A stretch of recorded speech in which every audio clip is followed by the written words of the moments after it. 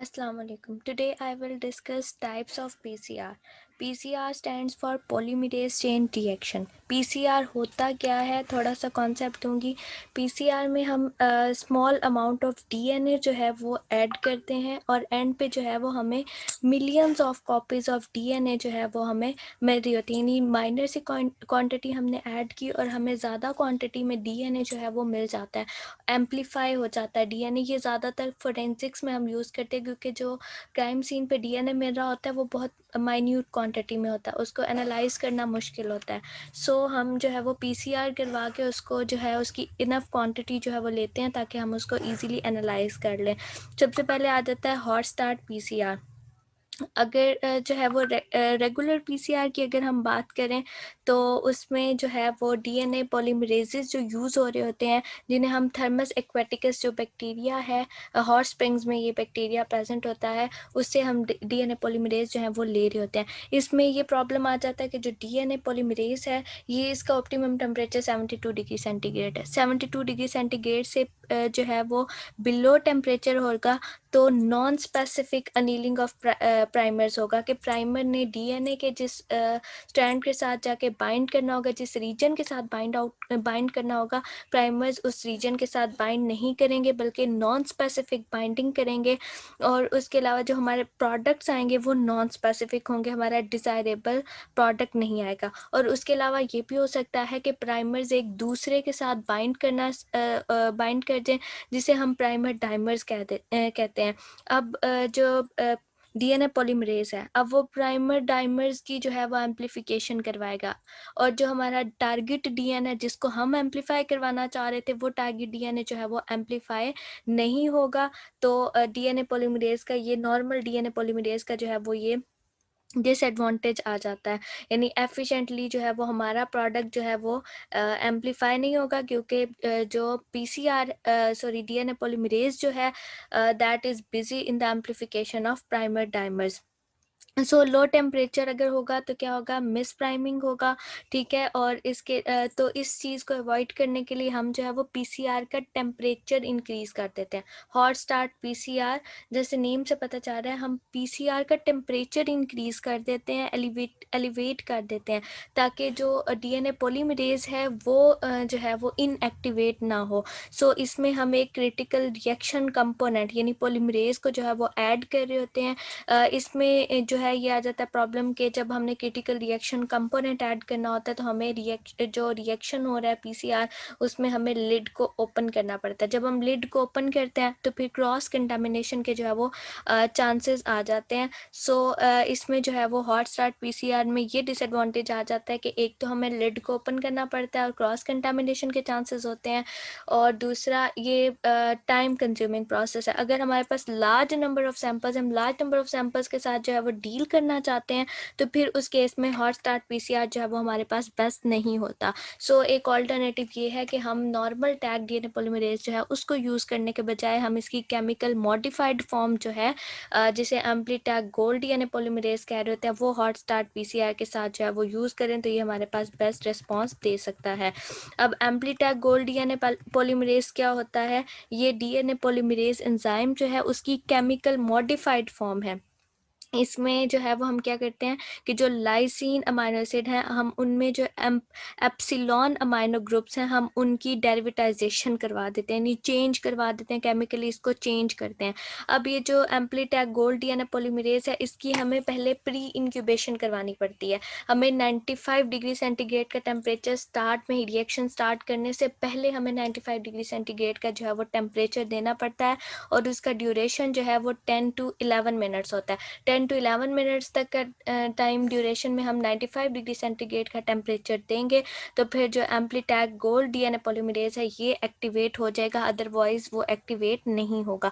अब जब हम टेम्परेचर को इंक्रीज़ करते हैं तो जो बफर हमने PCR रिएक्शन में यूज़ किया होता है, ट्रेस बफर हम यूज़ कर रहे होते हैं, उसकी pH जो है वो टेम्परेचर सेंसिटिव होती है. यानी अगर टेम्परेचर हम बढ़ाएंगे तो pH जो है वो रिड्यूस हो जाएगी.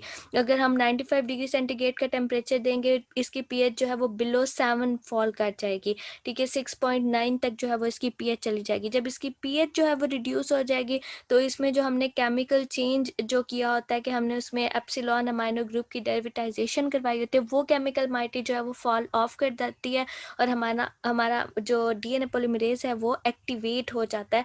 यानी हर 1 डिग्री सेंटीग्रेड टेम्परेचर के साथ जो पीएच है वो 0.02 यूनिट्स जो है वो फॉल कर जाती है और अमाइनो जो डीएनए पॉलीमरेज है वो एक्टिवेट हो जाता है। सो हमारे पास बेस्ट रिस्क बफर कौन सा होता है, 8.3 जिसकी पीएच होगी।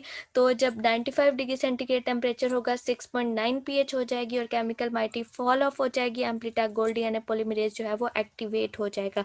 इसमें अगर हम जो बफर ऐसा यूज़ कर रहे हैं जिसकी 9 पीएच है तो वो हमारे पास कंपैटिबल नहीं होगा, क्योंकि उसकी बिलो 7 जो है वो पीएच फॉल नहीं करेगी। तो उसमें जो केमिकल माइटी जो केमिकल चेंज हमने किया हुआ है वो फॉल ऑफ नहीं करेगा और जो एम्प्लीटैक गोल्ड डीएनए पॉलीमरेज है वो इनएक्टिवेट रहेगा। सो बेस्ट बफर जो है वो वाला बफर है जिसकी 8.3 पीएच होगी।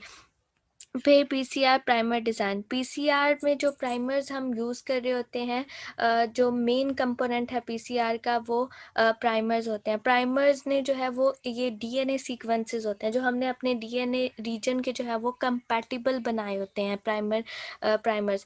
अब ये प्राइमर्स जो हैं वो क्या करते हैं कि जब हम पहले इस पीसीआर में जब वो डीनेचुरेशन करवाते हैं, यानी जो हमारा डीएनए होता है उसके वो ब्रेक हो जाता है और 2 स्ट्रैंड्स सेपरेट हो जाते हैं, यानी सिंगल स्ट्रैंडेड में कन्वर्ट हो जाता है। उसके बाद जो है वो सेकेंड स्टेप में एनीलिंग होती है कि जो प्राइमर्स हैं अब वो कंपैटिबल हमने जो कि क्रिएट किए होते हैं तो वो अपने कंपैटिबल रीजन के साथ जाके बाइंड कर जाते हैं। एंड लास्ट स्टेप में एक्सटेंशन होती है, जिस स्टेप में डीएनए पॉलीमरेज जो है वो इनको एक्सटेंड कर रहा होता है और billions of copies of DNA जो है वो हमारे पास आ रही होती हैं। So primer is very important. Primer एक तो जो है वो हमारे पास कंपैटिबल होना चाहिए डीएनए के, और अगर मतलब एक डीएनए का सीक्वेंस अगर हम एम्पलीफाई करवाना चाह रहे हैं, एक स्पेसिफिक एक रीजन करवाना चाह रहे हैं, लेस देन और इक्वल टू 3 बेसेस। उसके अलावा दो जो प्राइमर्स हैं उनके डिस्टेंस कितना होना चाहिए, 2000 बेस पेयर से जो है वो लेस का डिस्टेंस उन दोनों में होना चाहिए। और उसके अलावा जो है no long runs with the same base, इसमें जो है वो लेस देन 4 कंटेजियस बेसिस आ जाता है। उसके अलावा आजकल जो है वो मतलब जो किट्स आ रही हैं वो पीसीआर किट्स होती हैं, उनमें हमें जो है वो इतनी स्ट्रगल नहीं करनी पड़ती कि हम प्राइमर डिज़ाइन करें और फिर अपने प्रोसेस को कंटिन्यू करें। तो इसमें ये वाला प्रॉब्लम जो है वो आ जाता है कि जो है वो अगर हम खुद से प्राइमर डिज़ाइन करें तो फिर हमें इस तरह से जो है वो डिज़ाइन करने पड़ते हैं कि वो डीएनए के कंपैटिबल होने चाहिए। तो किड्स ने जो है वो हमारा प्रॉब्लम ईजी कर दिया कि उसमें ऑलरेडी ही सारे इंग्रेडिएंट्स अवेलेबल होती हैं, सिर्फ हमने अपना डीएनए जो है वो उसमें ऐड करना पड़ता है। अब अगर हम खुद से पीसीआर प्रोसेस करवाना चाह रहे हैं तो फिर उसके लिए हमारे पास कुछ इंटरनेट टूल्स आ जाते हैं, कुछ वेबसाइट्स ऐसे होती हैं। फॉर एग्जांपल प्राइमर 3 वेबसाइट जो है ये प्राइमर डिज़ाइन के बारे में हमें बताती है।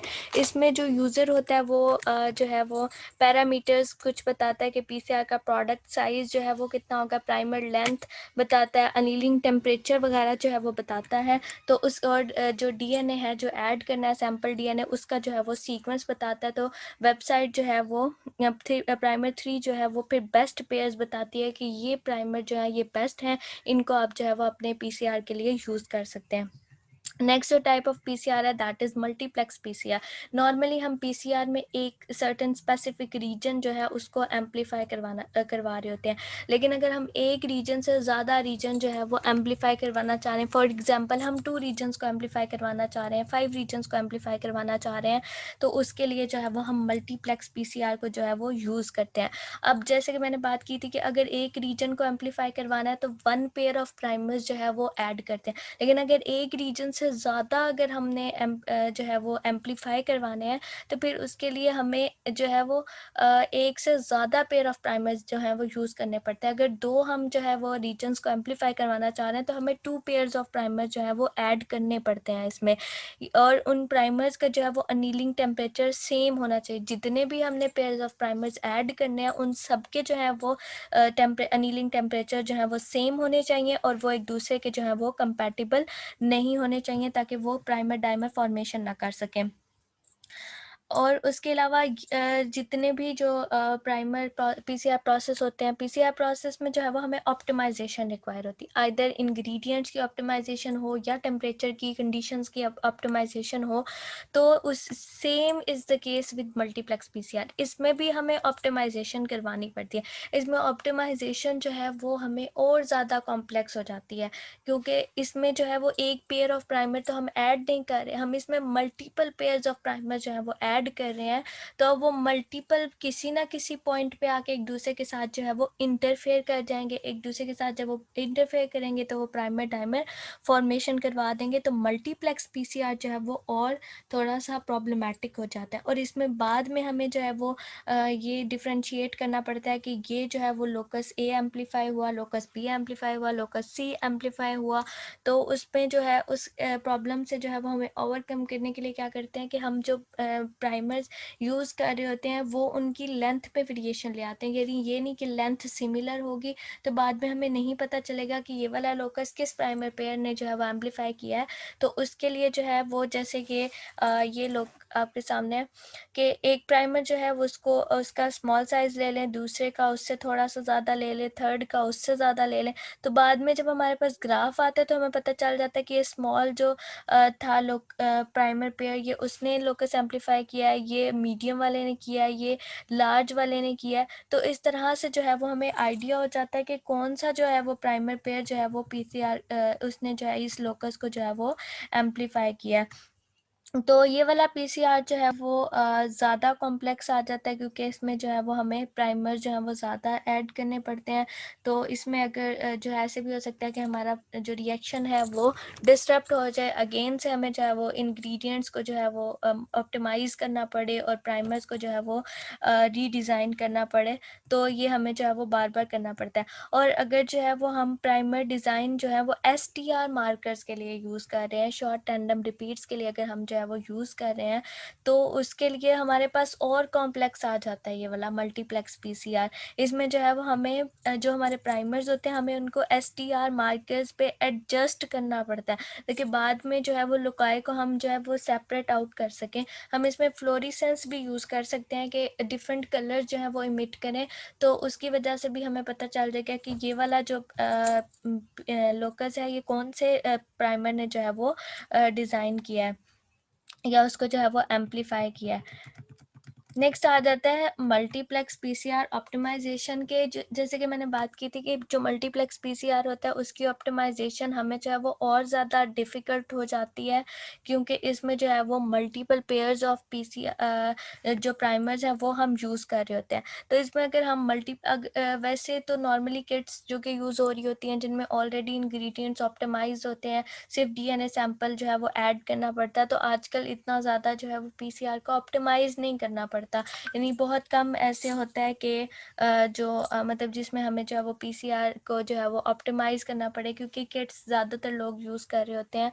तो अगर हम जो है वो ऑप्टिमाइजेशन करना चाह रहे हैं मल्टीप्लेक्स पीसीआर की, दैट इज़ रादर डिफ़िकल्ट। ये हमारे पास जो है वो चैलेंजिंग जो है वो चैलेंजिंग टास्क आ जाता है।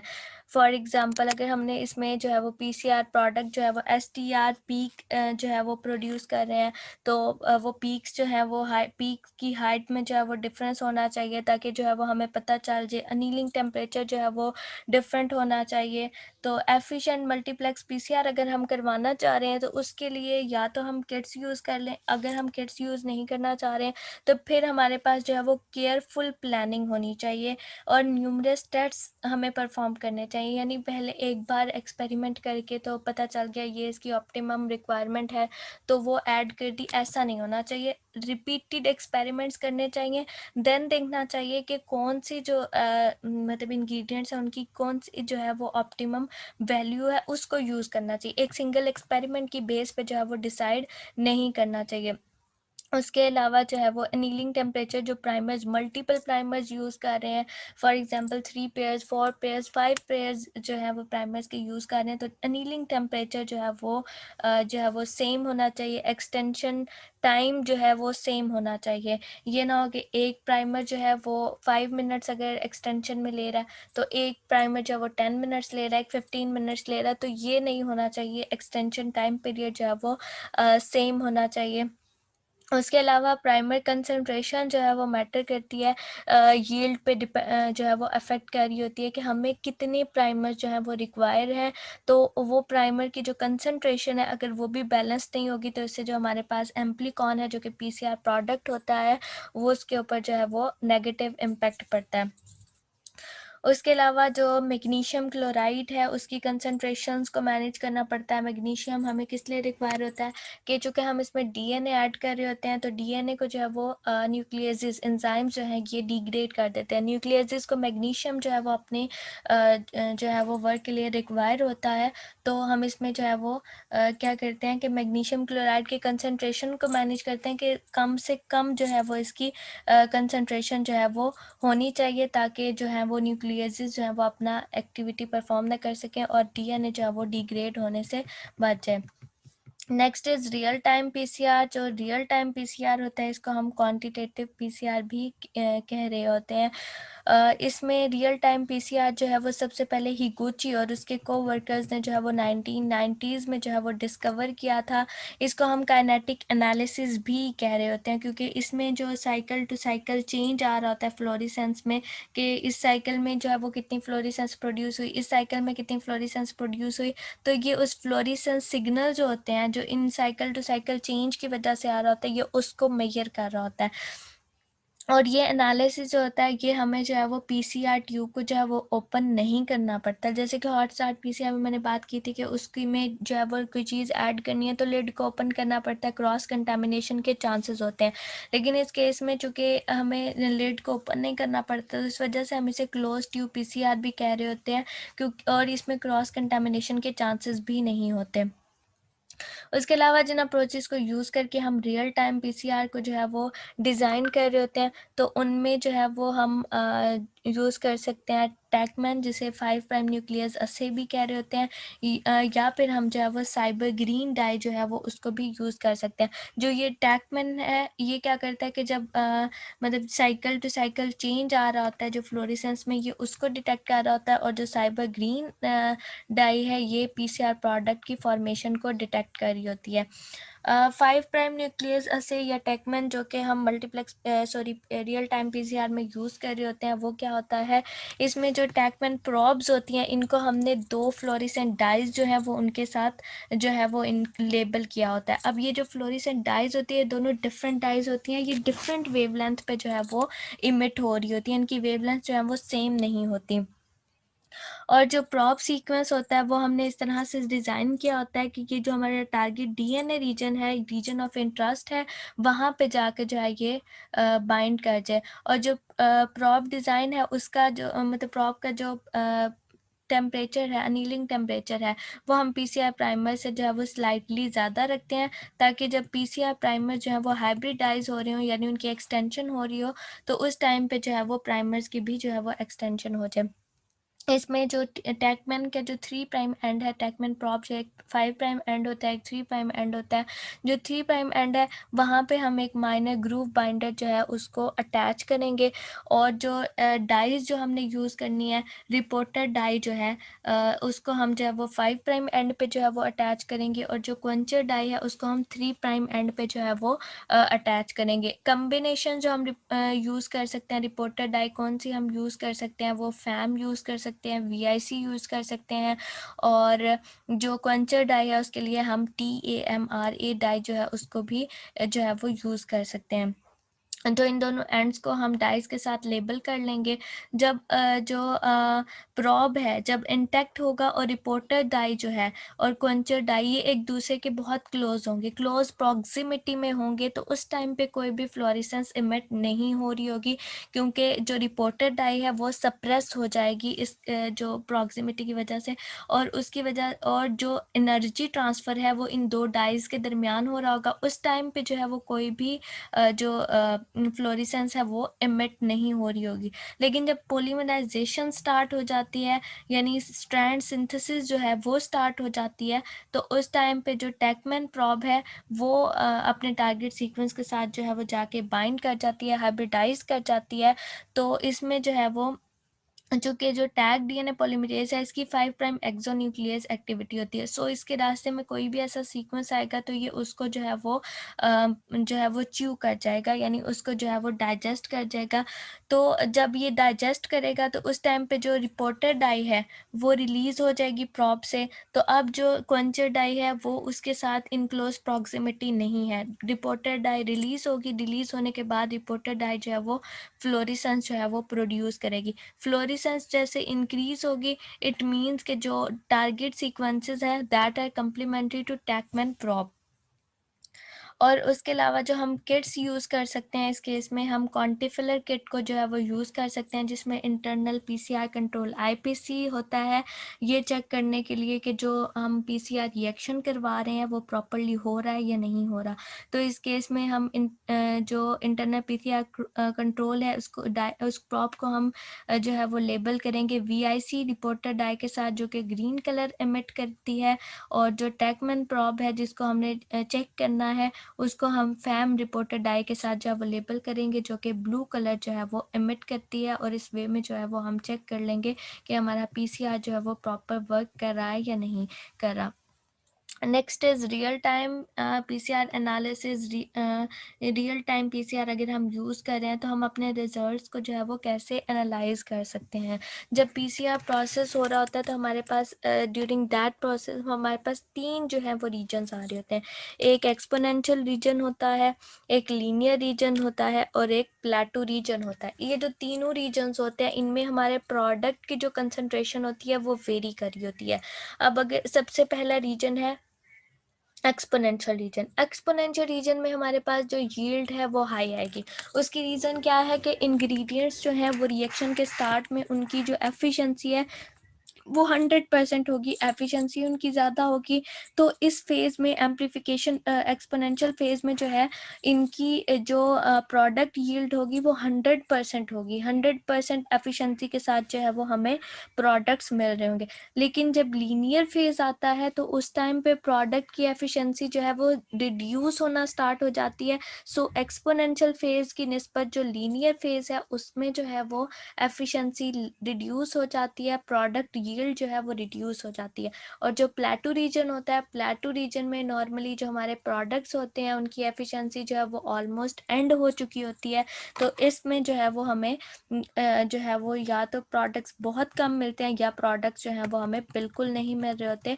सो अगर हम जो है वो डीएनए कंपैरिजन करना चाह रहे हैं या हम जो है वो पीसीआर की एफिशिएंसी को मेजर करना चाह रहे हैं कि ये पीसीआर जो है वो कितना एफिशिएंट है, कितनी एफिशिएंटली ये प्रोडक्ट्स जो है वो बना रहे हैं, एम्प्लीकॉन्स जो कि पीसीआर प्रोडक्ट्स होते हैं, ये उनको कितनी एफिशिएंटली जो है वो प्रोड्यूस कर रहा है, तो उसके लिए हमने एक्सपोनेंशियल फेज को जो है वो ऑब्जर्व करना होता है। जो दूसरा फेज होता है प्लेटू फेज होता है, लीनियर होता है, उसको हमने जो है वो स्टडी नहीं करना होता, क्योंकि उनमें जो है प्रोडक्ट यील्ड जो है वो रिड्यूस हो चुकी होती है, क्योंकि उसमें एफिशिएंसी जो है वो इंग्रेडिएंट्स की जो है वो रिड्यूस होना स्टार्ट हो जाती है। दैट्स वाई इन दोनों रीजन्स को जो है वो हम डीएनए कंपैरिजन के लिए यूज़ नहीं कर रहे होते, सिर्फ एक्सपोनेंशियल को जो है वो जो है वो चेक कर रहे होते हैं। अभी हमारे पास एक फॉर्मूला आ जाता है N C is equal to N not into 1+E_C। अगर जो है वो एफिशिएंसी 100% है, जैसे कि एक्सपोनेंशियल में हमने देखा था, तो एक्सपोनेंशियल में 100% एफिशिएंसी होती है, तो इट मीन्स जो ई की वैल्यू है वो हमारे पास 1 हो जाएगी इस केस में। और एन सी जो है that stands for product copy number, कि कितने जो है वो प्रोडक्ट बन रहे हैं। और N O start for target copy number, के हर साइकिल के में हमारा जो है वो कितना टारगेट था। इसमें जो है वो इन्वर्स रिलेशनशिप आ जाता है हमारा टारगेट जो होता है उसमें, और जो हमारा प्रोडक्ट जो है वो बन रहा होता है। अब जो है वो अगर हम टारगेट ज़्यादा देंगे, यानी इनपुट अगर हम ज़्यादा देंगे तो आउटपुट जो है वो हमारे पास कम आएगी, यानी इन्वर्स रिलेशन। इनपुट ज़्यादा डालेंगे, आउटपुट जो है वो कम आएगी, आउटपुट जो है वो रिड्यूस हो जाएगी। तो इनपुट जो है वो हम जितनी कम डालेंगे उतना हमारे पास प्रोडक्ट जो है वो ज़्यादा आएगा, क्योंकि पीसीआर के केस में ये होता है कि हमें एक स्पेसिफिक अमाउंट ऑफ डीएनए जो है वो डालनी पड़ती है। वो बहुत माइन्यूट क्वान्टिटी में जो है वो डीएनए की कंसनट्रेशन जो है वो होती है, तभी पीसीआर जो है वो बेस्ट वर्क कर रहा होता है। लेकिन अगर जो है वो हम कंसंट्रेशन डीएनए की ज़्यादा डाल देंगे तो उसमें जो है वो प्रॉब्लम्स आ जाएंगी। एक तो ये होता है कि पीक्स जो आ रही होंगी, जो हमें एंड पे रिजल्ट मिल रहा होगा, वो पीक्स जो होंगी वो पीक्स स्प्लिट कर जाएंगी या ऑफ स्केल हो जाएंगी। ऑफ स्केल मीन्स कि वो रेंज में ही नहीं आएंगी। ये प्रॉब्लम आ जाता है अगर हम डीएनए कंसंट्रेशन ज़्यादा डालेंगे। और अगर हम उसकी स्पेसिफिक जो जितनी क्वांटिटी है डीएनए की, उस क्वांटिटी से जो है अगर हम बहुत कम जो है वो उस क्वांटिटी से जो है वो ऐड कर रहे हैं, तो भी जो है वो इस केस में जो है वो प्रॉब्लम आ जाता है। उसमें स्टोकेस्टिक फ्लक्चुएशन का प्रॉब्लम आ जाता है। स्टोकेस्टिक फ्लक्चुएशन में क्या प्रॉब्लम होता है कि अगर हमारे पास हेट्रोजाइगस अलील्स प्रेजेंट है, यानी दोनों अलील्स जो है वो एक दूसरे से डिफरेंट हैं, लेकिन वहाँ पे जो पीसीआर डिटेक्ट कर रहा है वो उसको होमोजाइगस पेयर को डिटेक्ट कर रहा है। वो ये डिटेक्ट कर रहा है कि दोनों अलील्स जो हैं वो सेम है, यानी उसने एक अलील को सिर्फ डिटेक्ट किया, दूसरे को तो उसने डिटेक्ट ही नहीं किया। अलील ड्रॉप आउट जो है वो इसको हम कह रहे होते हैं कि एक अलील जो है वो PCR is unable to detect that allele. तो इसको हम जो है वो अलील ड्रॉप आउट का प्रोसेस कह रहे होते हैं कि पीसीआर जो है वो अलील को डिटेक्ट नहीं कर पाया।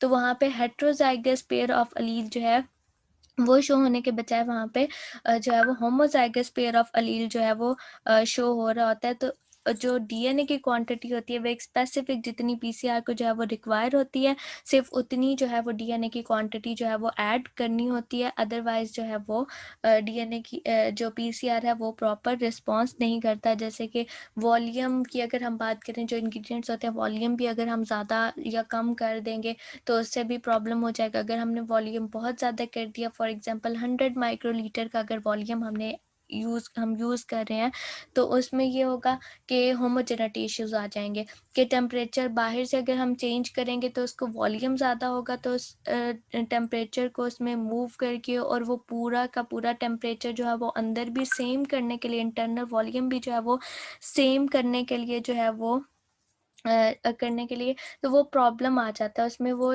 टाइम लग जाता है ज़्यादा। सो वॉल्यूम की कंसंट्रेशन भी ज़्यादा नहीं होनी चाहिए। और अगर कम हो जाती है, फॉर एग्जांपल हम 5 माइक्रोलीटर यूज़ कर रहे हैं, तो उससे जो है वो पाइपेटिंग इश्यूज आ जाते हैं, क्योंकि बहुत कम कंसंट्रेशन है तो प्रॉपरली हम जो है वो पिपेटिंग परफॉर्म नहीं कर पाते।